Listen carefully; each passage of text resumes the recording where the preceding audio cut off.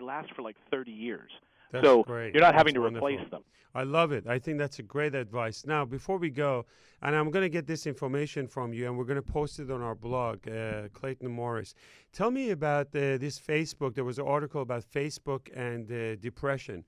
Is internet making our life better, or are we getting like more depressed by just being on Facebook? What was that story about? Well, there's been a number of studies about Facebook over the past couple of years, and the way that we have we have a lower opinion of ourselves when we're watching other people's news feeds, right?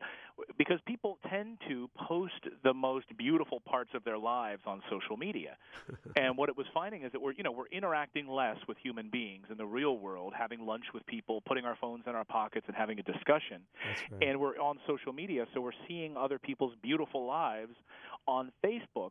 And they're at this, they're Social comparison. yeah, and we see them, on this beautiful beach trip and all of these things, and they're posting the best pictures of their kids. And so what the study found is that people, by studying these news feeds, were actually more inclined to feel depressed about themselves and holding themselves up into comparison with these people whose beautiful lives we're seeing on social media. So if you want to feel good, find some people that are not doing as well as you and compare yourself with them on Facebook. Right, exactly. I mean, and just reduce the amount of time you're spending on social media. I've really done that over the past few years. I spend, a deliberate time now when I jump on Twitter and I want to read some headlines and see what's going on in the world. I don't just fool around as much. I agree with you. I think in Wikipedia we're going to have one of these days a real psyche as far as iPad and this electronic addiction. And I see even kids are just hooked on these and they just don't get off.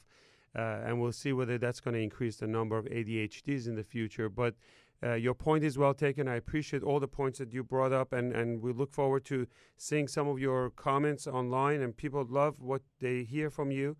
And we'll see you next Sunday, my friend. Well, thank you so much, Doc. Thank It was you, great Clayton. talking with You're you. the best.